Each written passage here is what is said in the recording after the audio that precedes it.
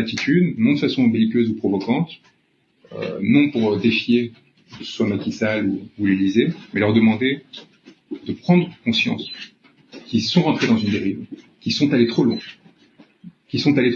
Parce que le soutien que j'ai eu l'honneur de recevoir pendant cette période, provenant de toute famille politique, de personnes qui se sont opposées férocement à moi ces dernières années, qui m'ont déconsidéré pour de nombreuses raisons, est significatif, non pas de ma valeur, mais au contraire de la gravité de la transgression qui a été commise par les personnes qui nous font face. Et c'est pour défendre un certain nombre de valeurs que ces personnes ont décidé de me défendre moi. J'en ai pleinement conscience et je salue leur capacité à avoir dépassé nos différends pour s'engager de cette façon. Merci beaucoup, fact-check Senejet.info. Alors maître, il y a certaines questions que beaucoup de Sénégalais se posent. Vous êtes arrivé au Sénégal en passant par la Gambie, ce sont des informations venant du ministère de l'Intérieur sénégalais. Vous êtes arrivé à Dakar, vous avez assisté à la conférence de presse des avocats de Ousmane Sonko. Vous avez fait un discours, un texte de 10 minutes. Vous êtes reparti illico presto vite et bien embarqué dans un véhicule. Vous avez tenté de quitter le Sénégal en passant par une pirogue, le fleuve Sénégal, arrivé en Mauritanie, interpellé et réuni aux autorités sénégalaises à la vie. Maître, pourquoi vous n'avez pas voulu rester sur place après votre conférence presse et défier les autorités sénégalaises et dire venez me prendre?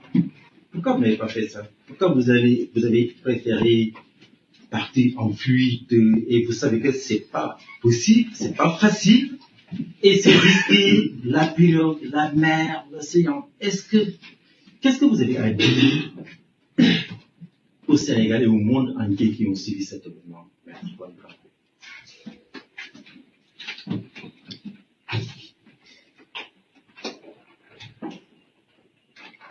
Que si on regarde objectivement, avec un peu de distance, tous les éléments qui sont Maître, pourquoi vous n'avez pas voulu annoncer deviennent insignifiants si on regarde la situation dans son ensemble, encore une fois, du Sénégal et le caractère massif des violations des droits fondamentaux du peuple sénégalais et du nombre de personnes qui les subissent aujourd'hui et des conséquences potentielles que cela peut avoir pour le destin de millions de personnes. Et c'est, à mon avis, de cela et de cela seul dont il faut parler, et non pas faire nourrir la chronique du spectacle, du scandale, qui m'apparaîtrait indécente dans ces circonstances, que j'ai vu à Rebus. C'est de ça dont je souhaite que l'on parle. C'est de ça dont il faut parler. Et non pas le sort d'un petit occidental blanc qui, peut-être, parce qu'il est un petit occidental blanc, a eu le privilège de voir une attention particulière se lever sur lui. Que ce qui m'est arrivé, comme me le demande Ousmane, serve simplement d'illustration, moi, être particulièrement protégé. Moi, être dont on sait les conséquences que cela aurait d'atteindre à son intégrité. Si l'on s'est attaqué à moi de cette façon, imaginez-vous ce qui arrive au quotidien pour des millions de Sénégalais qui ne bénéficient pas des protections qui sont les miennes. Voilà la seule chose qui compte aujourd'hui,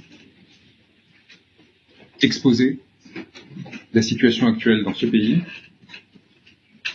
en sachant qu'à travers cette lutte, bien d'autres s'en nourriront, et qu'elle permettra par répercussion, comme je l'ai dit quand j'étais à Dakar, de la Guadeloupe à la prison d'Elmarch, en passant par bien d'autres peuples et bien d'autres personnes en lutte, de mettre en avant leur situation et ce que cela en coûte, y compris dans des régimes d'apparence démocratique, de tenir droit, de ne pas plier, et de se maintenir fier à ces principes, quel qu'en soit le coût, et quels que soient les risques que l'on prend pour le faire. Si ce qui m'est arrivé peut servir d'exemple, et si l'on cherche à salir de différentes façons ce que j'ai fait, c'est justement pour éviter que cela serve d'exemple. C'est justement pour décourager les personnes qui pourraient se sentir inspirées par ce geste, par cet engagement et par ce courage. Donc je refuse de rentrer dans à la fois cette mise en scène potentielle de ce qui s'est passé et dans le débat que l'on chercherait à créer sur les conditions. Ce qui a été fait, c'est très clair. Je suis venu au Sénégal défendre un homme, parce que cet homme me l'avait demandé. Je l'ai fait dans le respect des principes fondamentaux de ma profession, des lois, des règlements. On a voulu me le faire payer cher, et tout un monde s'est levé pour l'empêcher. Et cela seul, qui doit être rappelé. Oui, je souhaiterais rebondir là-dessus pour dire qu'effectivement, de ce qui est arrivé à notre confrère, je me répète, puisque c'est quand même important, de ce qui lui est arrivé, moi je pense qu'il faut retenir l'essentiel. L'essentiel, c'est quoi? C'est les difficultés que rencontrent les avocats pour exercer leur métier lorsqu'il s'agit de la défense de M. Ousmane Sonko et de toutes les victimes de la répression militaire au Sénégal ces derniers temps. Parce que mon confrère n'est pas allé au Sénégal pour faire du tourisme. Il est allé là-bas en qualité d'avocat pour assurer la défense des intérêts de ses clients et de notre client commun. Je pense que c'est l'essentiel, c'est ce qu'il faudrait retenir. Et il y a une première, c'est même pas une tentative, puisque moi je me suis rendu au Sénégal, j'étais présent à l'audience correctionnelle dans le cadre de l'affaire de la diffamation. Il devait être là aussi. Bon, j'ai eu la chance d'arriver l'avant-veille, mais si j'étais dans le même avion que lui, peut-être j'aurais été aussi reconduit aux frontières. Il a été reconduit aux frontières alors qu'il assure la défense d'un individu qui est resté, je pense qu'il faut le rappeler, 56 jours, ça on le dit rarement. Ousmane Sonko est resté séquestré chez lui 56 jours, sans recevoir la visite de ses avocats. Les avocats ont été empêchés de tout contact avec leurs clients. Ça, c'est quand même inimaginable. Et puis là, on reproche à l'avocat d'avoir trouvé des moyens légaux pour se rendre au Sénégal. Il n'est pas passé par l'aéroport international de Dakar, mais il est passé par d'autres voies légales pour rentrer au Sénégal. On lui reproche de ça. Bon, donc moi je pense qu'effectivement, bon, ça, dans d'autres circonstances, on aura peut-être, si cela s'avère utile, de parler des circonstances de son arrivée, pourquoi il est passé par la voie maritime, ou bien la voie terrestre, ou bien la voie aérienne. Mais ce qui est sûr, c'est qu'il est allé au Sénégal, non pas pour faire du tourisme, mais pour, dans le cadre de l'exercice de son métier d'avocat pour assurer la défense. Nous savons qu'au Sénégal, lorsqu'il s'agit de la défense de M. Sonko, c'est risqué. La preuve, il y a des confrères qui sont sur place, qui font l'objet des poursuites judiciaires, qui font l'objet des mesures disciplinaires. Il y a certains qui ont été suspendus. Et il y a un harcèlement qui est exercé sur les avocats de M. Ousmane Sonko. La défense est décimée. Bon, donc voilà, c'est dans ces circonstances que notre confrère s'est rendu sur place. D'accord. Maintenant, une question. Khalil Mahamou Douida, Dakar Matin, et le Zénouz. Vous avez fait quelques jours la prison. Aujourd'hui, vous êtes, on peut dire, un droit de l'homiste. Aujourd'hui, dans les prisons sénégalaises, il y a beaucoup de citoyens qui sont embastillés. Est-ce que vous pouvez nous décrire les conditions dans lesquelles, parce que le plus souvent, les prisonniers, quand ils bénéficient d'une liberté provisoire ou d'une liberté totale, ils ont des séquelles. Est-ce que les quelques jours où vous avez visité en prison, vous pouvez nous décrire les conditions dans lesquelles les prisons sénégalaises, dans quel état elles se trouvent? J'ai dormi aux côtés de corps torturés. De corps qui portaient la trace de lourdes tortures. Il est très important que cela soit su.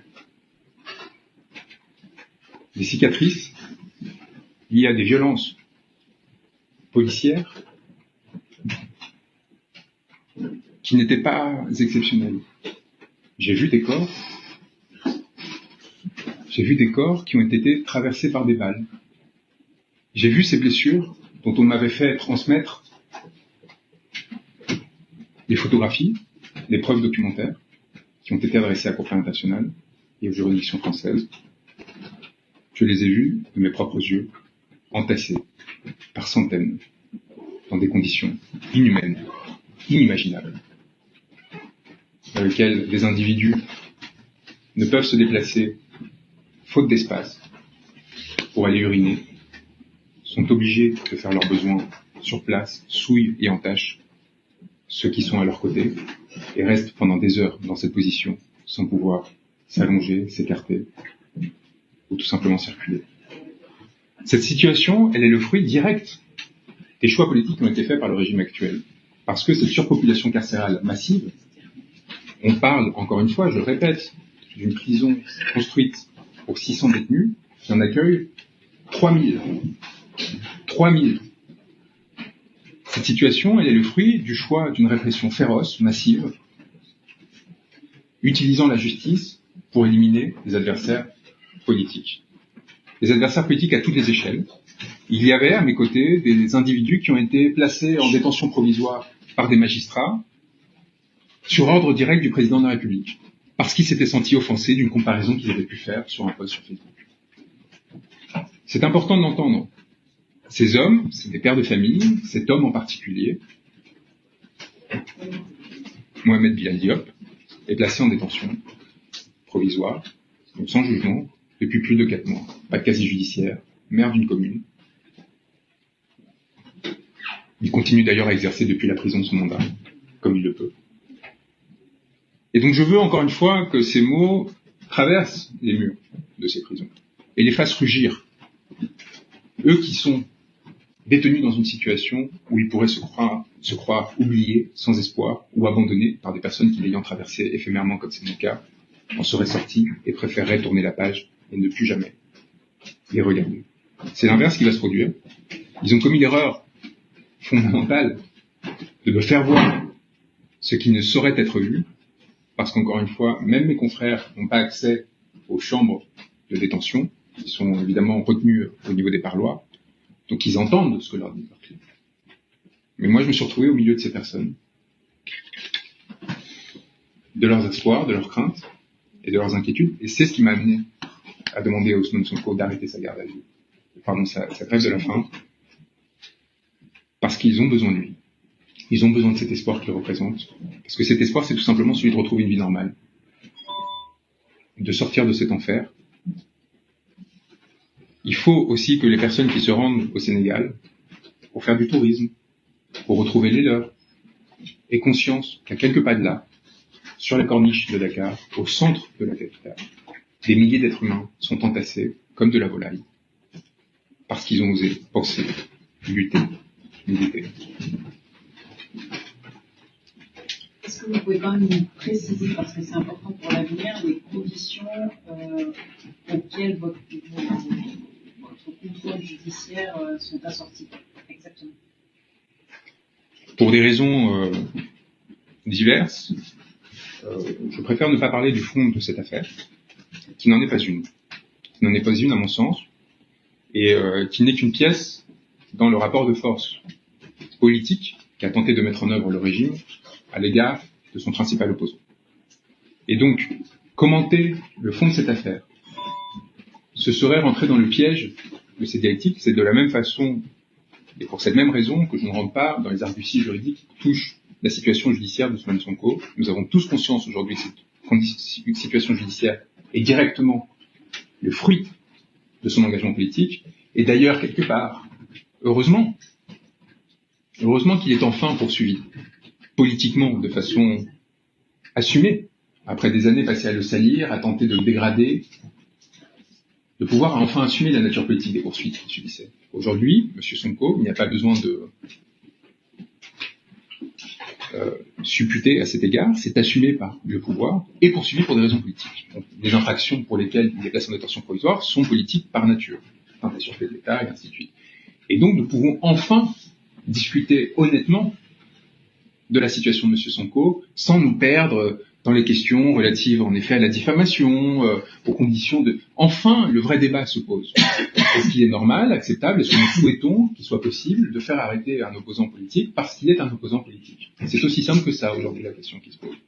Est-ce que le fait d'avoir des mots consistant à résister à des injustices et à proposer des réformes fondamentales de ce pays peuvent suffire à amener à se retrouver privé de ses droits et emprisonné. M. Sonko a souhaité que je vous rappelle, c'est un point important, que tout cela commence par sa radiation quand même. C'est-à-dire que M. Sonko devient un acteur politique de son pays parce qu'il dénonce les faits de corruption et qu'il est radié de la fonction publique.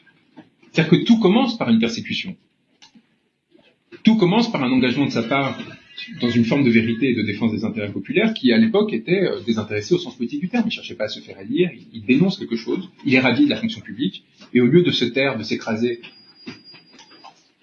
il prend à la volée le problème et il décide de s'engager. C'est très bien. Eh bien, maintenant, aujourd'hui, on en arrive à la situation qui fait qu'on cherche à lui faire payer par des peines qui peuvent aller jusqu'à la perpétuité cet engagement-là. Ça, c'est important aussi qu'on le sache. Pour plusieurs raisons. D'une part, parce que plus vous accroissez le coût de l'engagement politique dans une société, moins sa vitalité démocratique est possible, pas seulement à l'égard de la personne que vous sanctionnez, mais à l'égard de tous les autres qui se sentent intimidés. Ça, c'est important. Que quoi que vous pensiez des positions d'Ousmane Sonko, vous êtes en train de détruire l'édifice démocratique d'un pays en acceptant sa persécution.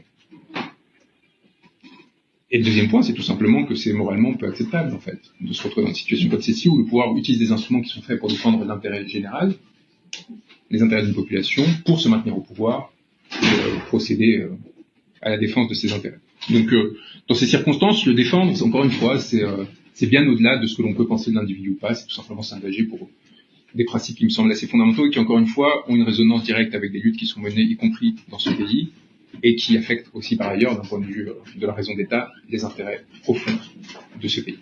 Maître, nous savons tous que un serial killer, un pédophile, même un nazi qu'on aurait attrapé ou le droit à une défense. Aujourd'hui, même les avocats sénégalais n'ont pas accès à Ousmane Sonko. Vous pensez personnellement, est-ce que c'est par rapport à la plainte de la CPI ou votre premier tweet que cette animosité est excessive? Ousmane Sonko m'a appris à ne pas spéculer sur les intentions de l'adversaire. C'est quelque chose qu'il me dit à chaque fois qu'on échange. Il me dit, pourquoi ils font ça? Si on commence à se perdre dans des spéculations, ils ont déjà gagné. C'est-à-dire qu'on devient prisonnier d'hypothèses qui peuvent être vérifiées ou pas. Donc en fait, qu'importe le pourquoi.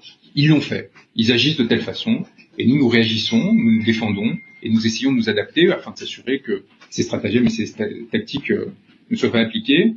Ousmane Sonko est dans une position où il peut surtout ne pas s'adresser au peuple sénégalais, il ne peut pas préparer lui-même sa peut-être probable élection, que ce soit par lui-même ou par un tiers, puisque ce sera finalement ce qui interviendra si jamais on l'empêche de se présenter directement. Le peuple sénégalais choisira quelqu'un qui agira en son nom jusqu'à ce que justement se règle cette situation. En toutes circonstances, je pense que c'est au détriment de l'ensemble du peuple sénégalais. Maître, vous étiez à Dakar, certainement vous avez rencontré des concitoyens. Quel est le mot qui revenait le plus quand ils vous rencontraient? J'ai pleuré d'émotion. J'ai pleuré d'émotion à de nombreuses reprises, et c'est la seule fois d'ailleurs que j'ai pleuré, quand ils m'ont témoigné de leur estime et de leur soutien. Quand un des co-détenus m'a dit qu'il avait pleuré pendant la conférence de presse que nous avions donnée à Dakar, et que de façon générale, on m'a dit que cela leur avait redonné de l'espoir, du courage et de l'envie de se battre. J'ai, y compris dans les fourgons qui me trimbalaient d'un lieu à l'autre, vu des visages qui se rapprochaient du mien, qui m'envoyaient des signes. Et j'ai vu en sortant de la prison de Dakar, lors d'une de mes extractions, la prison rugir de soutien. Et c'est donc le point levé que je suis sorti accompagné de leurs cris, qui sont des cris d'espérance, parce que ce sont des personnes que l'on prive de leur droit à la parole, et qui ont trouvé en moi un allié, une personne qui permette ponctuellement de pallier aux impossibilités qui sont faites à leurs représentants de défendre leur parole. Aujourd'hui, c'est moi. Si ma détention s'était poursuivie, cela aurait été quelqu'un d'autre. Et dans cette course de relais que nous maintiendrons, eh bien tout simplement la liberté et la souveraineté. Pensez-vous que... Attends, pardon, il y a quelqu'un qui n'a pas posé de question pour l'instant. Maître, bonjour. J'aimerais poser une question qui presse. J'aimerais poser une question qui pourrait faire espérer le peuple sénégalais. J'aimerais de votre bouche une réponse sincère, concise et précise. J'aimerais savoir, maître, comment vous allez laisser ce peuple debout ou se coucher? C'est ça ma question. Merci beaucoup.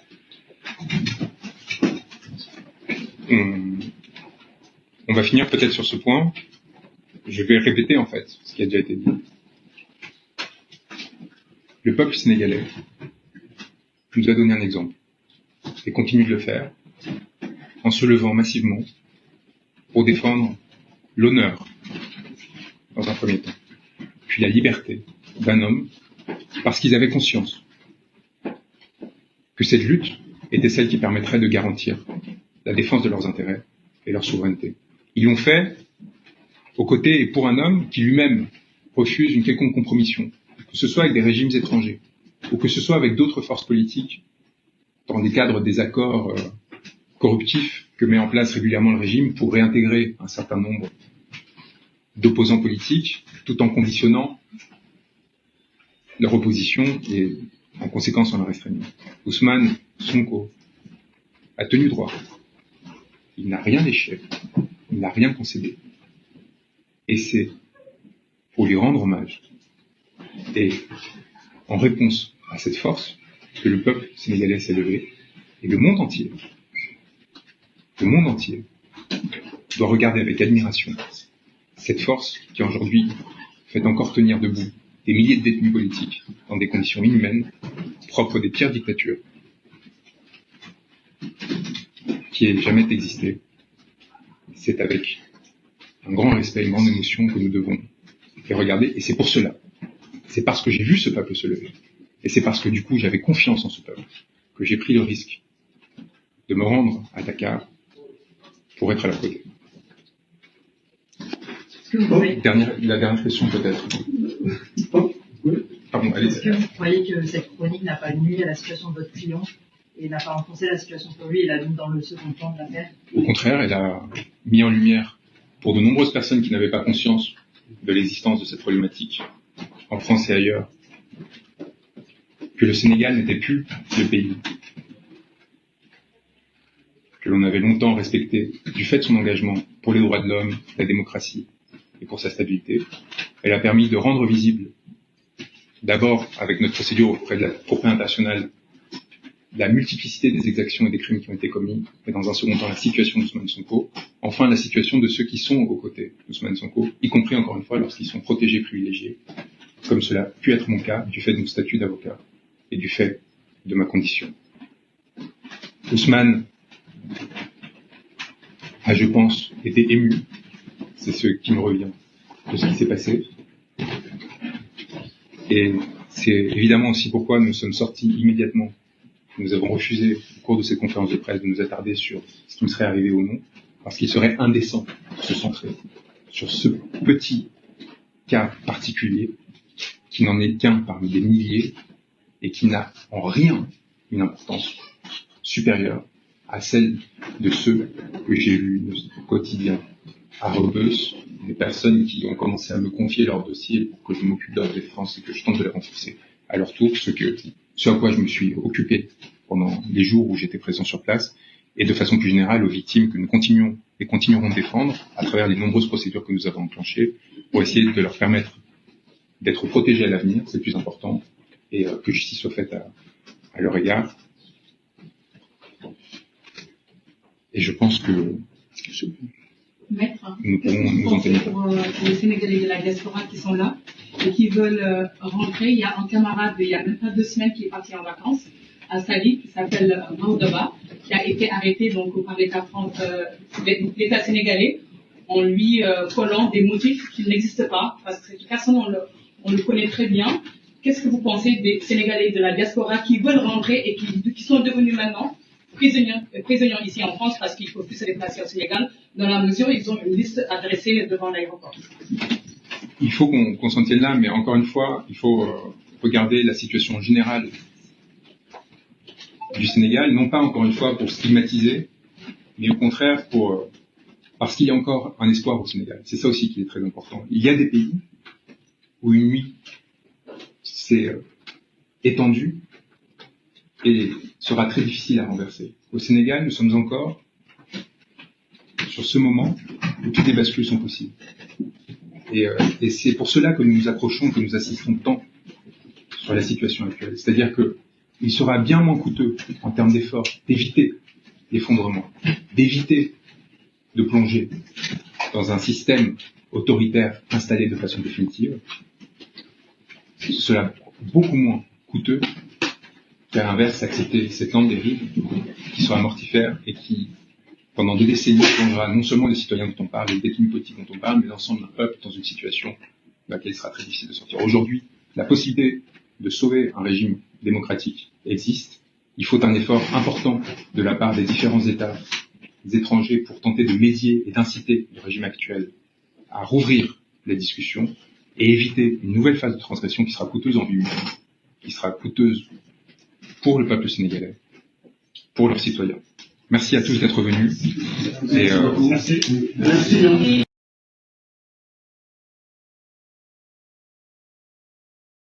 ñu dem ci Ismaïla Madior Fall borom santu mag wile yëkkati na ay kàddu ci diggante Ousmane Sonko ak Serigne Bara Ndiaye ak Pape Alé Niang ak Juan Branco comme temps baa ngi de Modou nañ boole ñaari éléments yi dellusiwaat. ñuy jàppee fan yi ñuy jàpp suite à l'arrestation du sieur Ousmane Sonko dañuy joxe benn mot d'ordre ñoom ci prison yi ne def leen grève de la faim may wax nag ne grève de la faim ñaar la dafa am grève de la faim totale doo lekk doo naan su bëggee piqûre sax wala jox la benn substance nga bañ grève de la faim totale